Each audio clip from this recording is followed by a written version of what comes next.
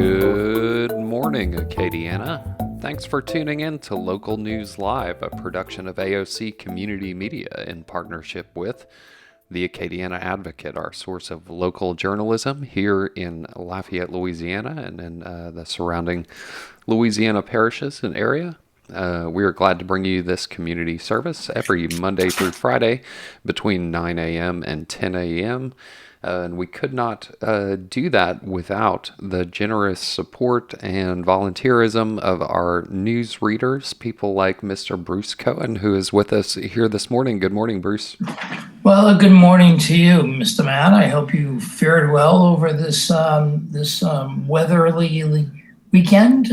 I'm enjoying the cool down in temperatures a little bit, as I think my cats are. I think the same here is at this household. Well, thank you, Matt. I'll take it from here. I appreciate Thanks, Bruce. all your technical expertise. And good morning, Acadiana. It is Monday, September 21st, 2020, and these are the headlines for the Lafayette and Acadiana area. Real Angels volunteers rescue treasured crucifix from Cameron Church by Ken Stickney, staff writer. Here's the worry Southwest Louisiana leaders are expressing of late, that Hurricane Laura and the crippling damage it left behind in Cameron and Calcasieu parishes have been forgotten by the outside world, that no one would care.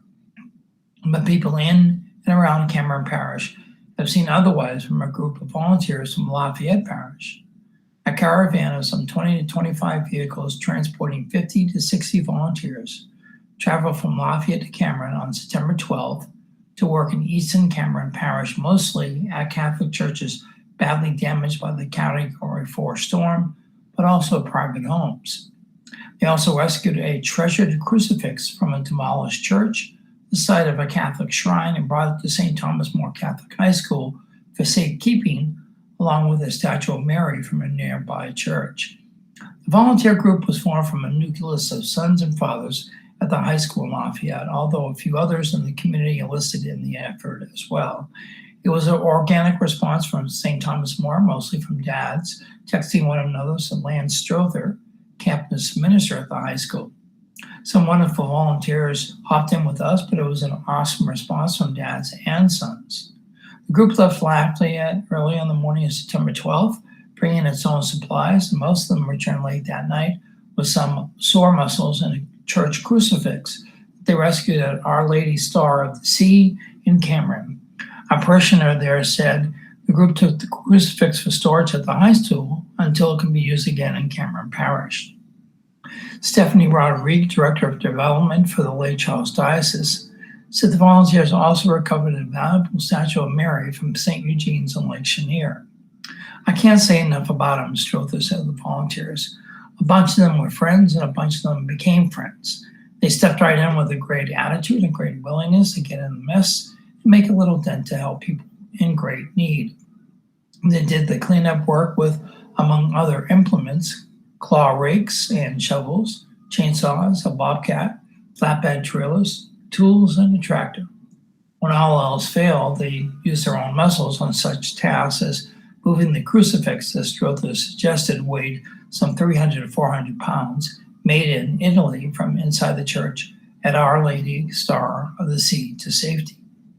A video of the volunteers moving the crucifix with great strain, yet with great teamwork, have been making the rounds on social media here and in Lake Charles, with comments about the inspiration the volunteers lend people. The group worked at St. Eugene, at Grand Chenier, and the Sacred Heart of Creole, earlier in the day before heading to Our Lady of Star of the Sea in the afternoon. They cleaned out mud and marsh grass from the sites and removed debris, among other tasks. They work closely with strategic partners in Cameron, including a deputy, a Homeland Security Coordinator, Richard Bronze, a former St. Thomas More parent, who owns the camp in the Lake Chenier, who Strother said. The deputy spoke only a few moments about the destruction in his home parish before it broke down. In the afternoon, Clara Richard, a parishioner at Our Lady Star of the Sea, greeted the group at the church where the church desperately needed cleaning and the crucifix needed rescue. She said the group, tired and mud-stained from their morning of work elsewhere, looked like real angels with their arrival at her church. I can't tell you how wonderful the feeling was to see the boys and dads come out and rescue that cross, Richard, who's been a church member for almost 50 years, said. Strother said some of the group got to see the shrine and the church site, which included a 7-foot marble statue. He said he did not know the history of the monument, but said it appears as though it stared down the storm in the face and weathered it well. Inside, the shrine established in 1963 by the Most Reverend Morris Schnecksider, the second bishop of Lafayette, to seek protection from the stormy seas, has survived every storm since. Richard said the monument fell backward during Hurricane Rita, but was not harmed. The Mass to avert storms is said annually at the shrine on June 1st, the start of the hurricane season, for protection. This year, the Most Reverend Glenn John Provost, Bishop of Lake Charles, recognized the shrine as a diocesan shrine. He celebrated the June 1st Mass with the Reverend D.B. Thompson of Sacred Heart of Jesus in Creole, the Reverend Clyde Thomas of St. Eugene, and the Reverend Arvind Minst of St. Peter the Apostle in Hackberry. It is priceless to us in faith and in value, said Richard. The shrine and the church are what gets us from storm to storm. Provost, writing to Lake Charles Catholics this week, assured them that the area had not been forgotten. He said the U.S. Conference of Catholic Bishops have announced a voluntary national collection for the victims of various disasters throughout the country, including the area affected by Hurricane Laura. He said the diocese has also received assistance from the Knights of Columbus, Catholic Charities USA, Catholic Mutual of Omaha, as well as Father Jack Wall and the Catholic Extension Society. But seeing is believing, and the sight of fathers and sons from an adjacent diocese arriving to help was of great comfort. Rodriguez said it was an honor and privilege to meet Mr. Strother and the men and young men who cleared away the aftermath of Hurricane Laura at St. Eugene Catholic Church in Grand Chenier and rescued the statue of the Blessed Virgin Mary, donated by deceased and faithful parishioners Charlie and Masilda Miller Terrio, then traveled to Our Lady Star of the Sea Catholic Church to remove the precariously leaning Italian design crucifix that beautifully hung above the altar just 3 weeks ago. He said Terrio and the Miller families were pioneers in Grand Chenier. State Representative Ryan Borke of Cameron Parish said my great-grandparents were loyal parishioners of St. Eugene, and the statue brings back so many memories of attending Mass with them. I am grateful for our friends at St. Thomas More who saved the statue that means so much to our family. And continuing with the news out of Lake Charles after Hurricane Laura, Lake Charles Diocese assessing toll on Cameron churches. Decisions may take a while by Ken Stickney, staff writer. The shrine to Our Lady, Protectress of Storms, still stands near the Calcasieu Pass gateway to Cameron Parish interior. Less certain is how many of the Catholic Diocese of Lake Charles churches will stand after storm assessment and recovery efforts from Hurricane Laura have been completed. The Reverend Reuben Bueller, Diocesan Vicar General, serving as Chief of Recovery for the diocese, said initial ongoing efforts in the 3 weeks since Hurricane Laura, a Category 4 storm which made landfall with 150-mile-per-hour winds, has been pointed toward humanitarian relief. The process of evaluating diocese buildings is moving forward, but the first effort is to take care of people. Cameron Parish is still under mandatory evacuation, but Buller, I believe it's pronounced, Buller said Thursday, we will save what we can. But he said more decisions are made on what churches can be rebuilt. Diocesan officials must meet with people from the churches. They include Sacred Heart and Our Lady Star of the Sea in Cameron, St. Eugene Grand Chenier, St. Mary of the Lake Charles, Our Lady of Assumption Johnson Bayou, and St. Peter the Apostle in Hackberry. Stephanie Rodriguez, Diocesan's Director of Development, said destruction at some of the Cameron Parish churches, especially those in East Cameron, had put them beyond repair. Buller said a couple of churches are repairable. There was substantial damage at other churches in the diocese too, they said, including St. Pius X in Ragley and St. Theodore in Moss Bluff. The decisions will come, but we have to listen to the people there, Bowler said of the Cameron churches. We have to understand the situations. Some people may find it too difficult to rebuild themselves. After Reader and Night, some people moved away. In fact, Cameron Parish population is the second smallest in Louisiana, less than 7,000. Only Tennesaw Parish has fewer people. Cameron, an unincorporated community, dropped in population by 79% between 2000 and 2010, especially after Hurricanes Rita and Ike. That makes decisions to rebuild more difficult, Bowler said. He said the diocese is continuing to assess damage, which may be in the ballpark of about $60 million.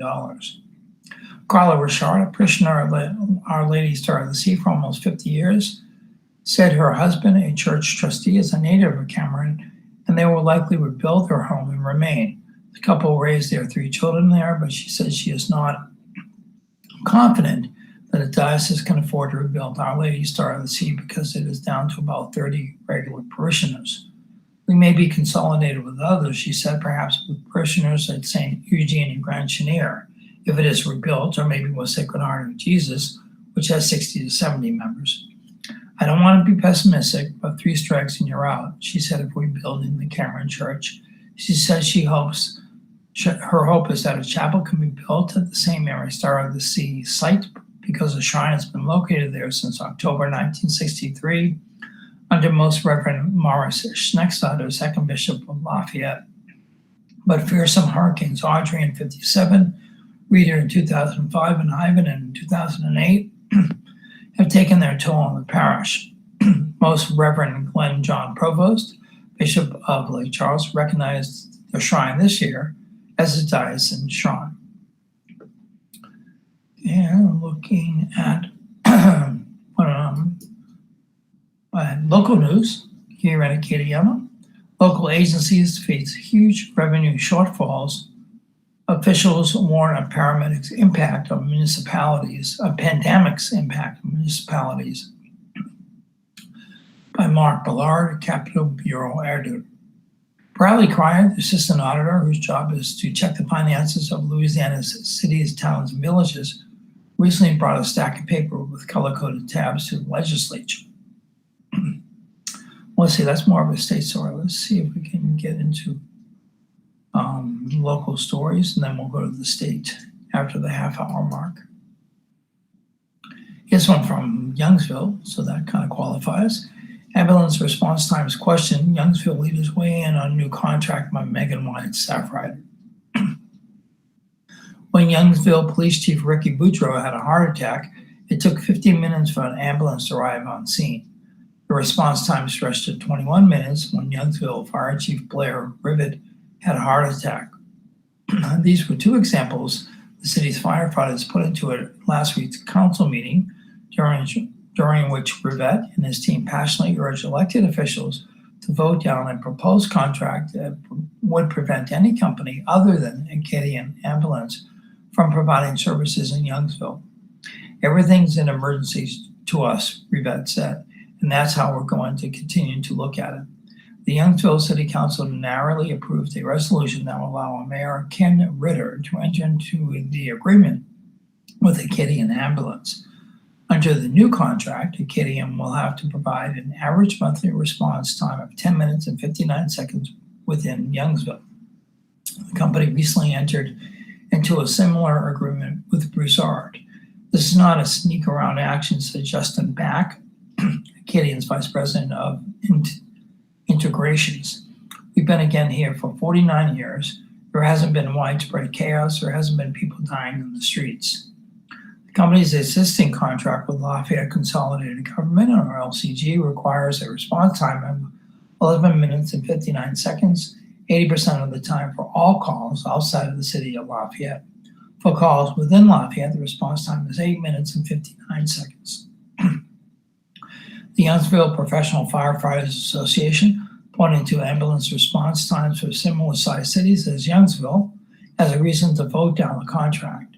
Crowley, Abbeville, Kaplan, and Jennings have ambulance contracts with response times of less than 9 minutes, the association representative said.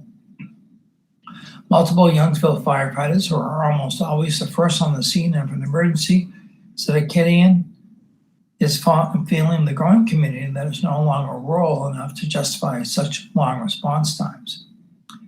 Lindy Bogiano, a council member who is also a firefighter, questioned how Youngsville leaders could keep Acadian accountable when response teams would be tracked and reported by the ambulance service.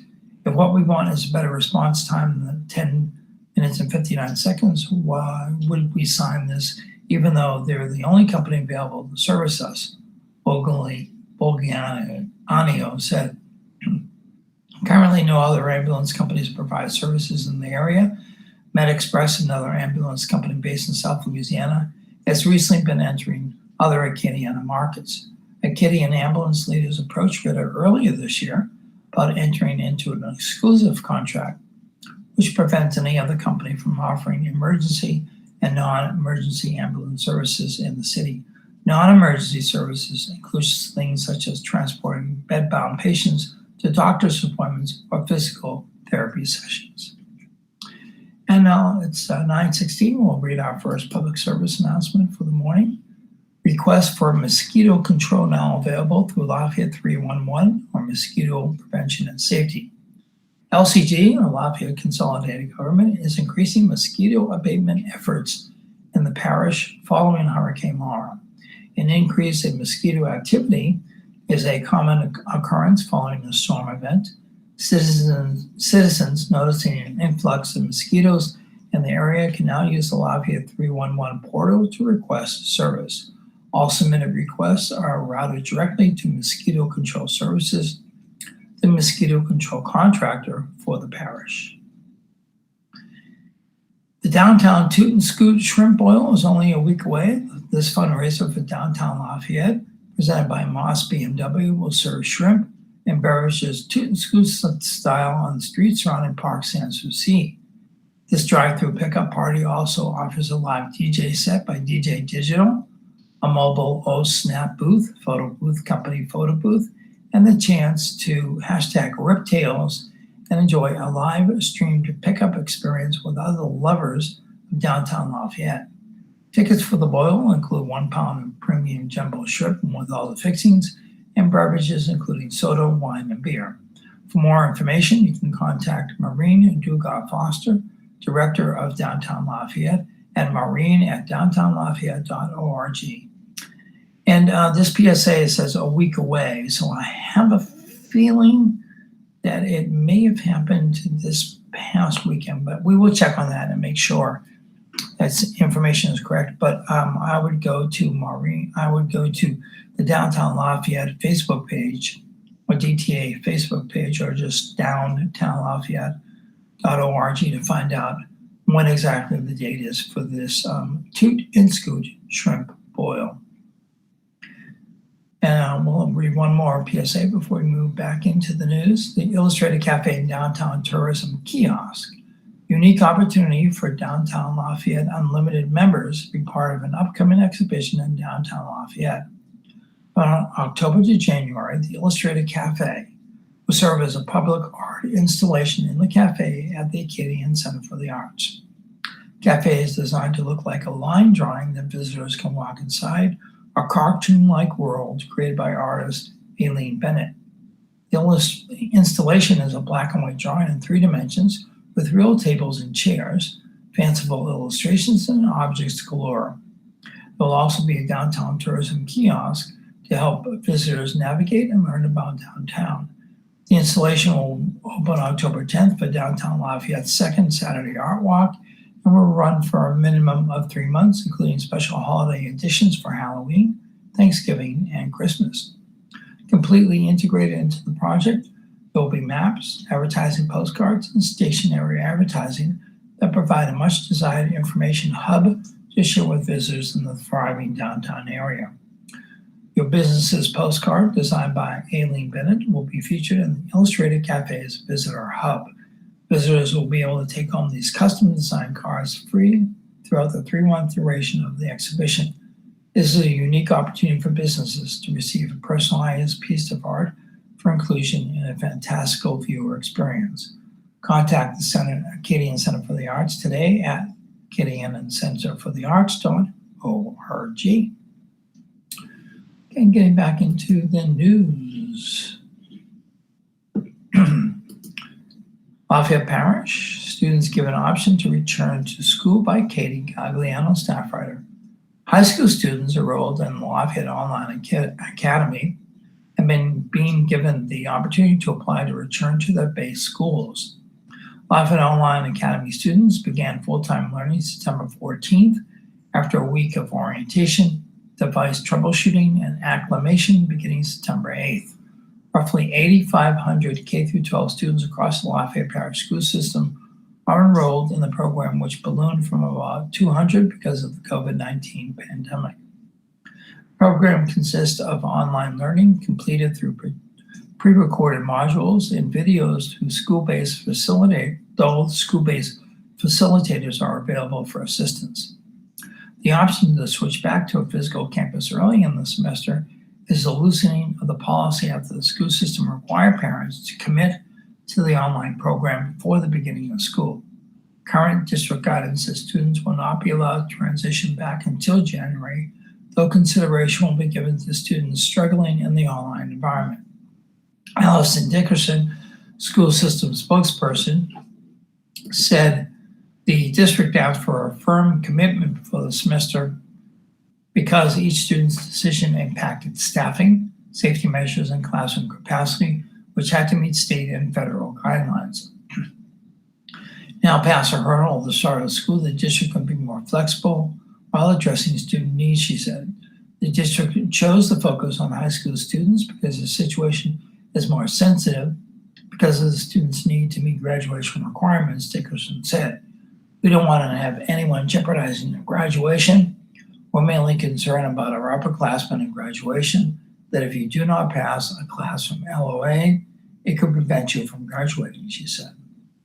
If they feel they need in-person education or online education at this time, we don't want to tell them, no, it's not available. We want to do everything we can to set our students up for success, Dickerson said. The process to apply to return is being handled on a school-by-school basis because school leaders have the best grasp of what's possible on the campuses, she said. At David Thibodeau STEM Magnet Academy, Principal Jeff Debetes, I'm going to figure out how to pronounce that, Debetes, sent out communications to parents directing them to a Google form. Families have until Wednesday to request to transition back, and approved students will be allowed to return beginning September 28th. Please understand that this is only a request for your child to move from LOA back to the DTSMA campus. Submission of this form does not guarantee that you will be able to return to DTSMA, the form said. Debates said that as of Thursday evening, 19 of the school's 296 online academy students have requested to return to in-person classes. Applications are being considered on a first-come, first-served basis by Debetes, the school's 2 assistant principals, 4 counselors, and the instructional leader.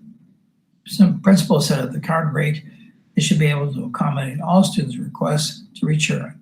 I'm happy to have them back on campus. We miss our students and we want to serve as many students as possible in the best way we possibly can serve them. Our school is like a family. And when the whole family is not there, it functions a little different, Debetes said. Principal said the main consideration when reviewing applications is safety and if the student's course schedule is conducive to maintaining capacity limits and social distancing in each classroom. Classrooms remain under Phase 2 guidelines with a class size limit of 25 people, including educators.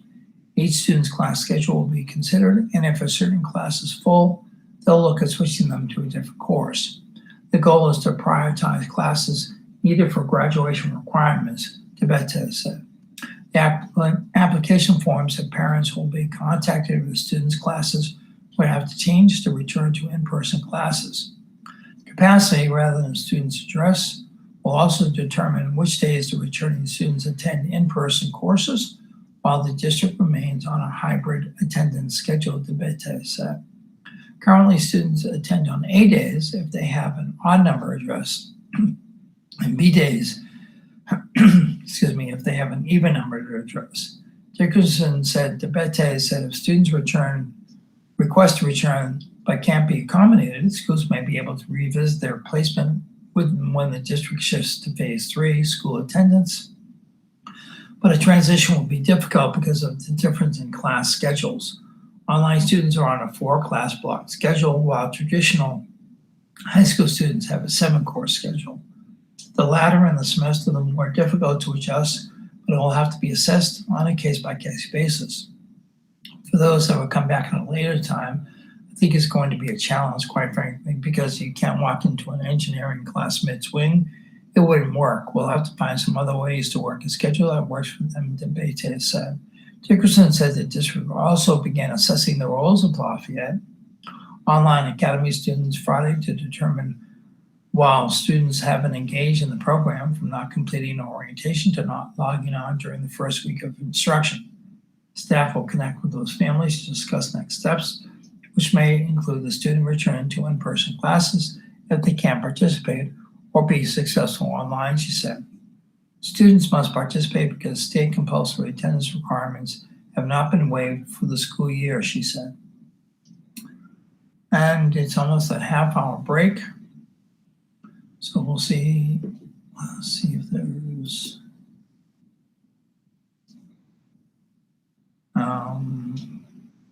see how long the story is. Okay, I'll read one more Acadiana story.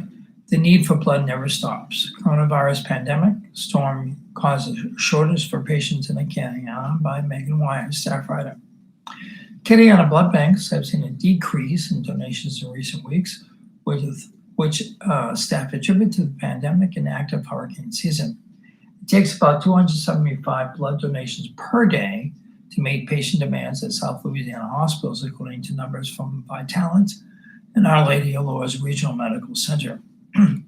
It's imperative that a steady blood supply available to support our patients, said Aisha Kaplan, who handles recruitment for the Lourdes Blood Donor Center. The need for blood never stops, and there is no substitute for human blood when it is needed for a patient. The average amount of blood used during any transfusion is about 3 pints, or that of 3 donors, according to a National Blood Collection and Utilization Survey by the U.S. Department of Health and Human Services. Newborn babies might use only a few tablespoons of blood, the report says, whereas a cancer patient can use up to 400 units of blood, platelets, and plasma through their entire treatment. Even when supplies are better, Acadiana hospitals still use more blood than they receive through donations. Both the Lourdes and Vitalant, formerly United Blood Services, rely on other donation centers to keep up with the demand. We rely on daily imports from assisted blood centers in other states to sustain the use of blood in the hospitals we serve, said Mitzi Bro, spokesperson for Vitalant's Lafayette Center. If more people in South Louisiana became regular blood donors, donating at least twice a year, every year, we could eventually sustain our own patients' blood use without relying on our sister centers. Several Vitalant centers have been impacted by Hurricanes Laura and Sally and wildfires on the West Coast, Bro said. That, coupled with a general fear of people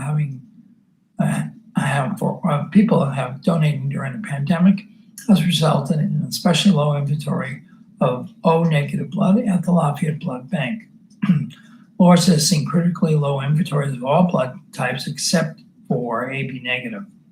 It is safe to donate blood, Kaplan said. Lourdes Blood Donor Center has implemented new safety measures in response to COVID-19 to provide a safe donation experience for blood donors who visit our local donor center. Blood donations drives to schools, churches, and businesses typically keep shelves stocked for emergencies. These drives have dropped significantly since mid-March, when Louisiana's first COVID-19 cases were confirmed. Blood drives at high schools and colleges typically account for 1/3 of all collection efforts in Louisiana, according to Bro. Vitalant is looking for new blood drive opportunities to fill the gap with donations typically collected at schools. Those interested in hosting a blood drive can reach out to Vitalant at 337-235-4649 888-978-5433 or Lords at 337-470-4483. Interested in making an individual donation? Lord's Blood Center is at 4809 Ambassador Caffrey Parkway, Suite 360. They accept donations from 8 a.m. to 5:30 p.m. Monday through Friday, or 8 a.m. to noon on Saturdays. Vitalent at 1503 Bertrand Drive accepts donations from 7 a.m. to 6 p.m. Monday through Thursday, and 7 a.m. to 2 p.m. Friday through Sunday. Okay, and now we will read, let's just get one more PSA in there. The AOC teams up with the United Way of Acadiana for Learn United. United Way of Acadiana has teamed up with AOC and other local educational groups of Learn United, bridging the digital gap to provide educational resources for households that don't have internet but do have a television. The Learn United programming is weekdays from 8 to 2 on AOC 2, Cox 16, LUS 4, and streaming at aocinc.org/watch. For the daily schedules and to submit contact for the program, visit the United Way of Acadiana website, unitedwayofacadiana.org/learn-united. Okay, getting back into the news, it's the half-hour break, so we'll do our day in history. Today is Monday, September 21st. It's the 265th day of 2020. What a year it's been. And there are potentially 101 shopping days left in the year. So I don't know how Christmas is going to look this year, folks. It is a different year. Today's highlight in history: on September 21st, 1981, the Senate unanimously confirmed the nomination of Sandra Day O'Connor to become the first female justice on the Supreme Court.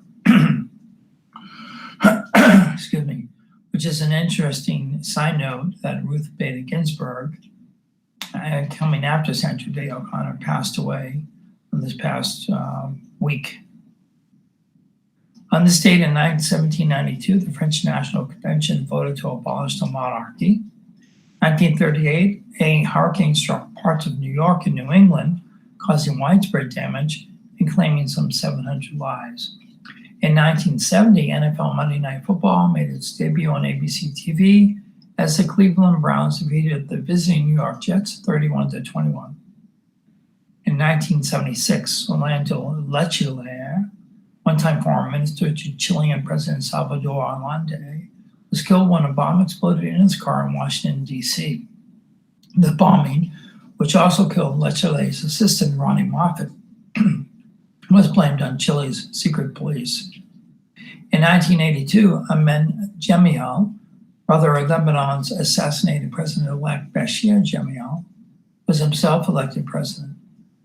1985, in North Korea and South Korea, family members who have separated for decades were allowed to visit each other as both countries opened their borders in an unprecedented family reunion program. In 1989, Hurricane Hugo crashed into Charleston, South Carolina. The storm was blamed for 56 deaths in the Caribbean and 29 in the United States. In 1996, President Bill Clinton signed the Defense of Marriage Act, denying federal recognition of same-sex marriages, a day after saying the law should not be used as an excuse for discrimination, violence, or intimidation against gays and lesbians. Although never formally repealed, DOMA was effectively overturned by U.S. Supreme Court decisions in 2013 and 2015. 10 years ago, the mayor and ex-city manager of the Los Angeles suburb of Bell were among 8 current and former city officials arrested in a corruption scandal that authorities said cost the blue-collar city more than $5.5 million in excessive salaries and illegal personal loans. 5 years ago, Pope Francis traveled to Cuba's 4th largest city, Holguin, where he celebrated a mass marking the anniversary of the day he decided as a teenager to become a priest by pressing a subtle message to Cubans: overcoming ideological preconceptions and be willing to change. 1 year ago, officials reported a handful of arrests after a 3-day gathering near Nevada's once secret Area 51 military base. It had been prompted by an appeal from an internet hoaxer for people to storm the base to see space aliens. Looking at today's birthdays, actor comedian Fannie Flagg, is 79 years old today. Producer Jerry Bruckheimer is 77, an action-oriented filmmaker. Musician Don Felter from the Eagles is 73. Author Stephen King, the famous horror sci-fi writer, is 73 years old today. Actor-comedian Bill Murray, great Bill Murray, is 70 years old. He has a new movie coming out as well. Keep an eye out for that. Movie producer writer Ethan Cohen of the Coen brothers, not related to me unfortunately, is 63 years old. Actor David James Elliott is 60. Actor Serena Scott Thomas, 59. Actor Nancy Travis, 59. Actor Rob Morrow is 58. Actor Cheryl Hines is 55. Country singer Faith Hill is 53. Rock musician Tyler Stewart from Bare Naked Ladies is 53. Actor talk show host Ricky Lake is 52. Actor Billy Porter is 51. Actor Luke Wilson is 49. TV personality Nicole Richie is 39, and actor Mackie Grace is 37 today. Looking at the zodiac or the horoscope, if you're a Virgo like myself, taking a unique approach to an old idea looks promising. Refuse to let a past connection interfere with your life. Avoid extreme situations and overindulgent individuals. Libras, September 23rd through October 23rd, and Virgo is August 23rd through September 22nd. So Libras, a chance regarding how you earn your living or handle money is favored. Refuse to let anyone push you in a direction that will leave you at a loss. Scorpio, October 24th, November 22nd. A change of attitude or approach will give the leverage you need to gain support. A proper protocol will be necessary to avoid a setback. Partnership is overdue for an adjustment. Sagittarius, my wife's birth sign, November 23rd through December 21st. Don't trust anyone with information that is sensitive. Take more time to assess your health and finances. Take care of professional responsibilities in order to avoid complaints. Capricorn, my oldest son's birth sign, December 22nd through January 19th. Use common sense and offer alternatives that are in line with what's best for everyone. A positive change at home will ensure that you don't disrupt the relationship. Aquarius, January 20th through February 19th, as long as you can keep the peace without having to do something that may jeopardize your position, reputation, or opportunities, you'll come out on top. Romance is favored. Pisces, February 20th through March 20th, spend more time helping others and less time trying to manipulate situations to suit your needs. Relationships require trust, patience, and equality to stand the test of time. Aries, March 21st through April 19th, invest in something that will help you raise your earning potential. Physical fitness is favored. A meaningful relationship will undergo a change that leads to added benefits. Taurus, April 20th through May 20th, get things done in time in order to avoid criticism. If you do a good job, it will lead to rewards. Take care of your responsibilities and live up to your promises. Gemini, May 21st through June 20th. It's my son's birth sign, my youngest son. Make personal improvements. Use your intelligence to come up with an idea that will help you get ahead.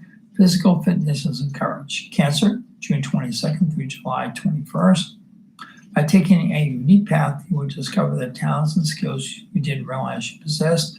A change of plans will work in your favor, and an opportunity will bring you closer to someone special. And finally, Leo, my mom's birth sign, July 23rd through August 22nd. What you accomplish will far exceed your expectations and set a precedent.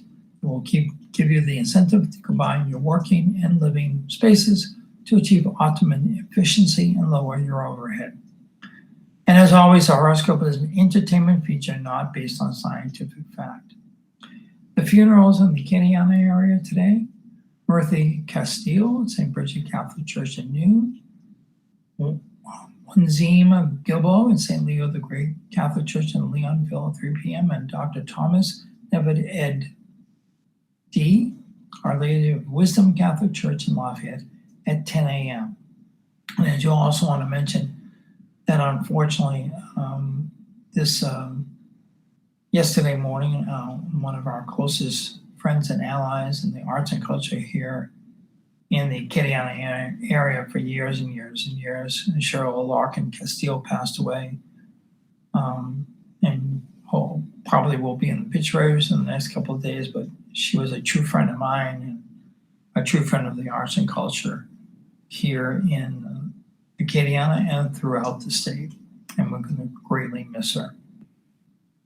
Getting back into the news. Let's see here.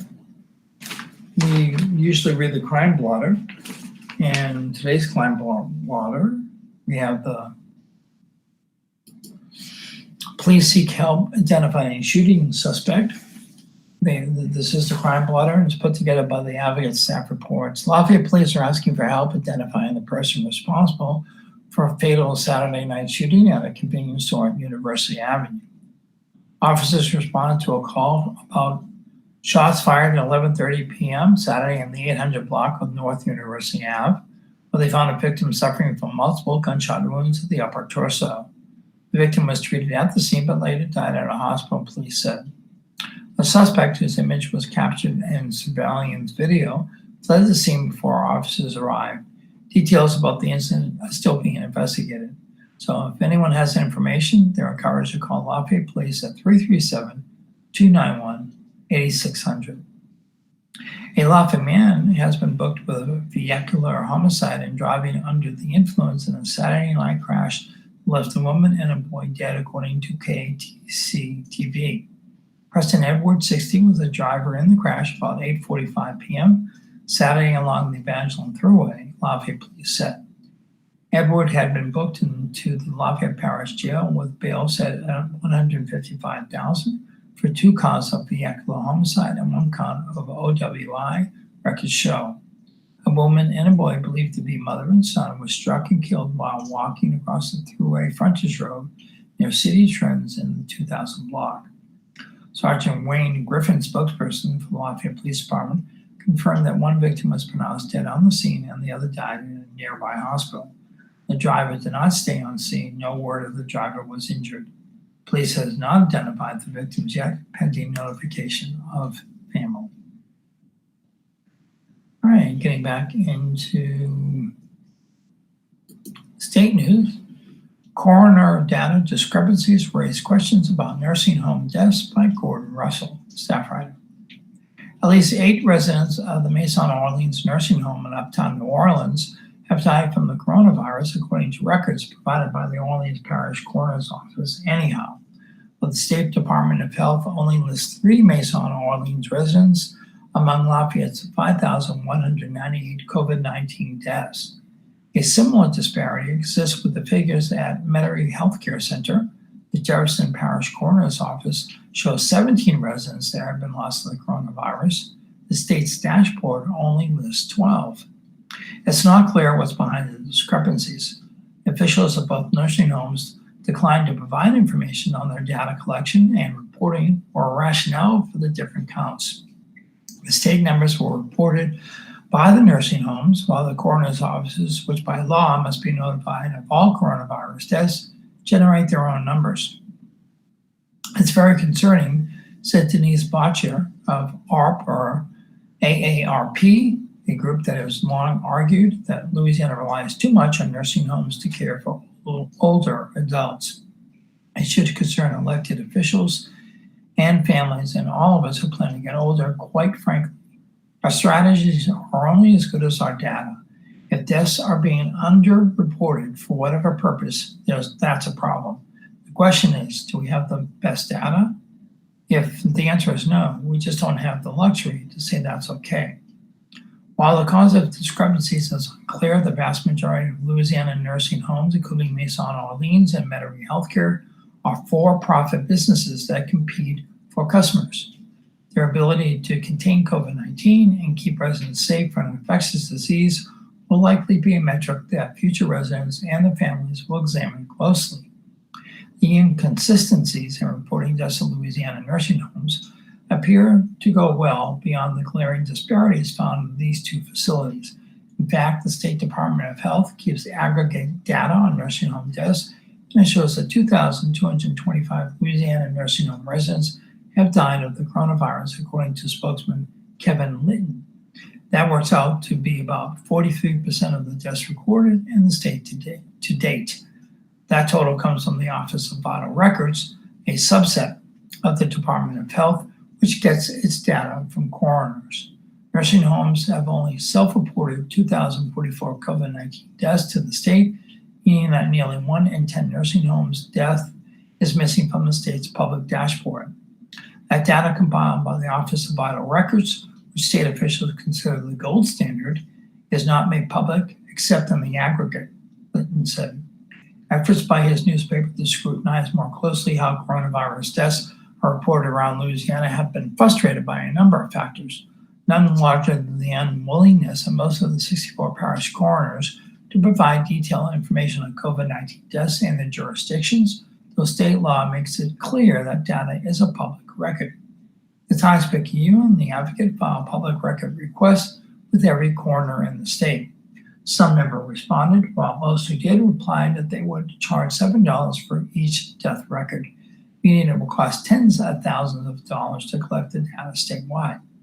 A few coroners, including those in Jefferson, Orleans, Washita, and Tangipahoa parishes, have been more helpful in providing the information either for free or at a more reasonable cost. While Metairie Healthcare and Maison Orleans were not the only nursing homes with data that didn't exactly match that of the coroner, the disconnects at those two facilities were easily the widest among nursing homes in the 4 parishes that provided data. Some smaller discrepancies noted could owe to timing issues, as the coroners provide lists of coronavirus victims only periodically, while the Department of Health publicizes new numbers weekly.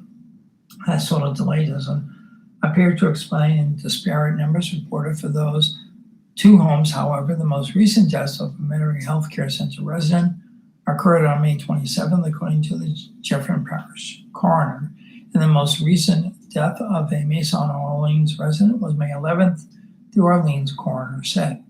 In other words, it's been almost 4 months since residents of either nursing home died, and yet the state's public tallies still don't come close to matching those of the parish coroners. The nursing home industry is among Louisiana's most powerful political lobbies, using its influence in the capital to secure favorable reimbursement rates and to block efforts to boost home-based healthcare, which are backed by groups like ARP and favored by many seniors. ARP argues that Louisiana's disproportionate reliance on nursing homes have had daily consequences during the pandemic because seniors living at home might have been less vulnerable than those in group settings. When the pandemic began, Governor John Bel Edwards' administration started reporting clusters of cases at specific facilities. The administration then stopped doing that for a period of weeks. A change officials said was sought by the industry. Maison Orleans is owned by Bob Dean, and Baton Rouge developer who owns several other nursing homes. Maison Orleans had a 1-star rating, equating to much below average on the federal government's 5-star scale. Metairie Healthcare, by comparison, has a 4-star or above average rating. Dean also did not return messages. Okay, moving on. Local agencies face huge revenue shortfalls. Officials warn of pandemic's impact on municipalities by Mark Ballard, Capitol Bureau editor. Bradley Cryer, the assistant auditor whose job is to check the finances of Louisiana cities, towns, and villages, recently brought a stack of papers with color-coded tabs to the legislature. About 700 local governments and government-assisted agencies couldn't finish their annual audits in time because of the coronavirus pandemic. About 50 extension requests as usual. He asked legislators to grant the extension, otherwise the agencies wouldn't be able to receive state and federal funds. The stack was a canary in the mine warning of dramatic impacts from the economic shutdown caused by COVID-19 on the agencies that provide local law enforcement, road maintenance, sanitation, and supplements for public schools, said Cryer, the CPA, who was director of local government audit services. And the mine is unstable. The latest calculations, more optimistic than 4 months ago, estimate parishes will receive about $1.1 billion or 7.5% less than what had been collected over the next 5 years. Nearly a third of the parishes will still be in the red in 2025.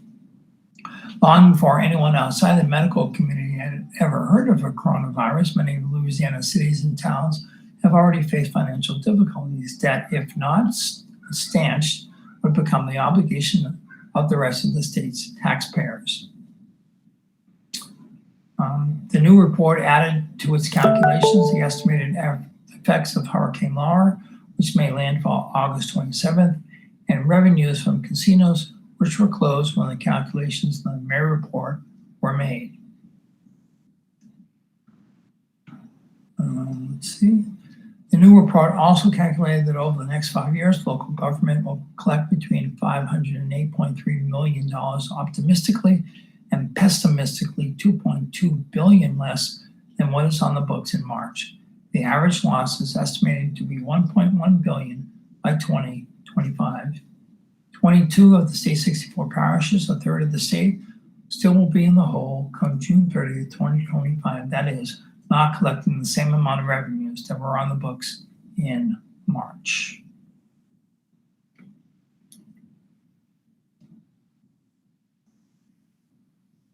Okay, turning to the sports world. Finally, it's LSU's game week. After an obviously weird offseason, football is coming by Brooks Kubena, staff writer for The Advocate. Far too much of September has passed for college football not to have started in Baton Rouge in any normal year. The air is far too cool, a brisk 72 degrees Sunday morning, to be associated with the first week of LSU football, time normally greeted by the sweltering South Louisiana summer.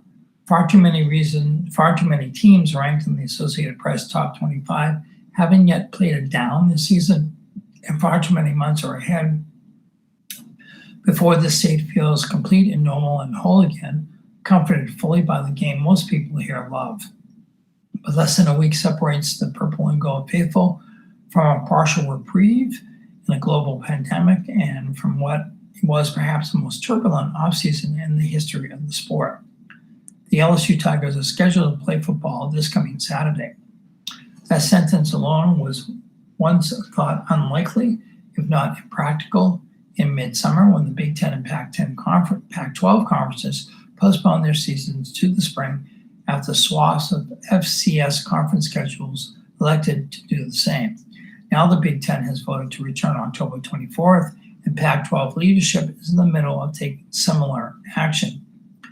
Meanwhile, FBS football has completed its third week of the season. Power 5 teams within the leagues, like the Atlantic Coast, have already played 2 games, and Group of 5 schools, number 13, Central Florida, number 14, Cincinnati, number 17, Memphis, number 19, UL, and number 25, UL Lafayette. University of Lafayette, Louisiana is ranked 19 in the nation, folks. And number 25, Marshall, has snuck into the rankings while other leagues lie dormant. Okay, and we're going to read one more story about UL, finding ways to get it done. Cajuns win appear difficult, but ultimately are similar. They win despite not playing their best. This is a column written by Kevin Foote, sports writer for The Advocate. At first glance, UL's 34-31 overtime win over Georgia State on Saturday was totally different than the season opening win over Iowa State. In week 1, the Cajuns rode 2 long returns in their kicking game, great defense in the second half, and efficient offensive changes to end each half. On Saturday in Atlanta, special teams weren't a factor.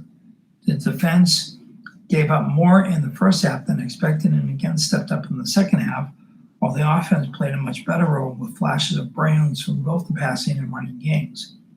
While all of those factors are true, the final synopsis delivered by UL coach Billy Napier was the exact same as the week before. His Cajuns didn't play their best against a good team on the road, and they still found a way to win. The crazy thing is we're 2-0 here on the road, and we all know that we can play much better, Napier said. I think it's a good thing, although when we win, we can see it on their faces that they know we can play better. There's every reason to believe it will. Don't forget, folks, it's still early after a disjointed offseason. just as Appalachian State, which was limited to 96 yards rushing in Saturday's 17-7 loss to Marshall.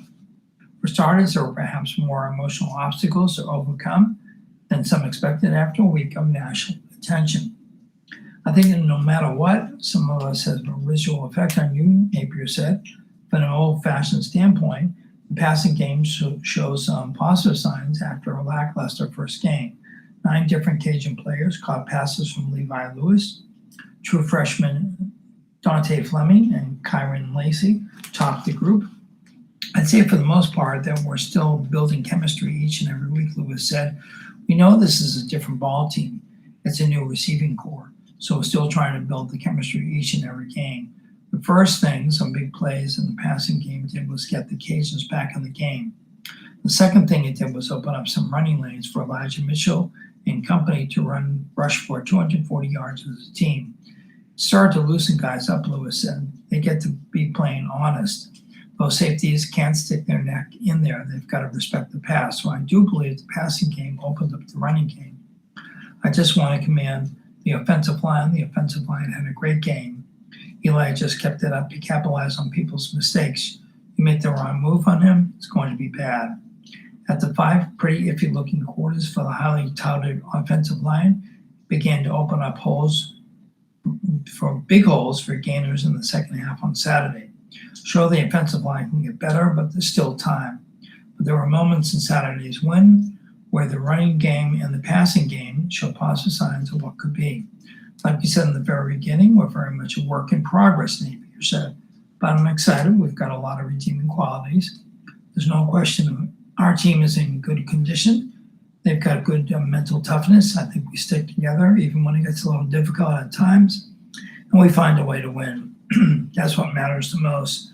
It's too early to know for certain, but it's very possible those 2 road wins were against 2 of the top 3 teams on the Cajun schedule.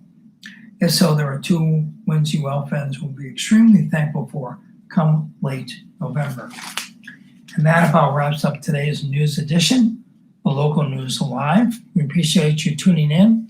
I know I'm a few minutes past 9:55, which is usually when our audio goes from the TV stations and joins our already in progress streaming live radio station, which is Cypress Street Radio, and our YouTube station, which is AOC Community Media. So if you're listening in and you see that it's going 9:55, you lose the audio from the TV stations, you can certainly turn in to our online streaming radio service, Cypress Street Radio and AOC Community Media at YouTube. We appreciate you tuning in every morning, Monday through Friday from 9 a.m. to 10 a.m. We read local news live with support from the Acadiana Advocate to give our visually impaired audience, our community members, and other members in our community who don't get access to local news or a newspaper. We're more than happy to read the news to you every Monday through Friday with our volunteer newspaper readers. If you're encouraged by this service and want to be a part of it, you can go to aocinc.org, look at the volunteer tab, fill out the form to become a newspaper reading volunteer. We're all doing it from our homes. We have been for the last almost 5 to 6 months. I'm doing it here this morning from my home studio. So if you have a computer or any kind of electronic device, we have fantastic engineers, Matt and Mandy, who will set you up, and you can become a newspaper volunteer. So just go to the website, aocinc.org. Good morning. Good morning. Is this Mandy? Bethany. Oh, hey, Bethany. I'm on air. I'm about to finish my news broadcast. Okay. All right. That's cool enough. That sometimes happens, folks. It's kind of cool. But so I just want to end the broadcast and say thank you for tuning in. As always, this is Bruce Cohen, and it's always been Bruce Cohen. And I will say be safe, be careful out there, be smart, and always be kind to each other. Have a great day, and we'll see you soon.